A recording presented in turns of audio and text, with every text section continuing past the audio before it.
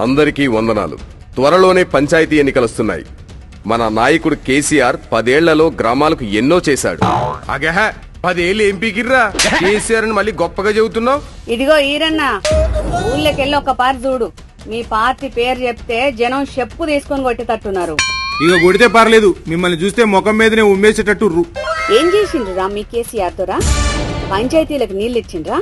గ్రామాల్లో పారిశుద్ధ్యం గురించి ఏమైనా ఆలోచించిండ్రా? దోమలు, రోగాలు, రొచ్చులతోటి 10 ఏళ్లు నరకం అనుభవించినాం. సరిపోదా మాకిది? ఎన్ని రోడ్లు వేశాడు? ఎన్ని గ్రామాలకు నీళ్ళిచ్చిండు? అసలేం చేసిండు? ఇక ఎంతమంది సర్పంచులు ఆత్మహత్యలు చేసుకుర్రు? ఎదురు తిరిగిన ఆడోళ్ళని ఎంతమందిని వేధించిర్రు? ఎంతమందిని రోడ్డు మీదికి లాగిర్రు? ఇక ఎంతమందిపై అత్యాచారాలు చేసిర్రు? నీ అవ్వ తీ.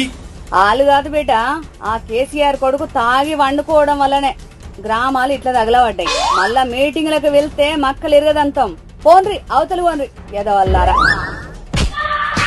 పంచాయతీల గురించి మాట్లాడే నైతిక హక్కు బీఆర్ఎస్ వాళ్ళకి లేదు.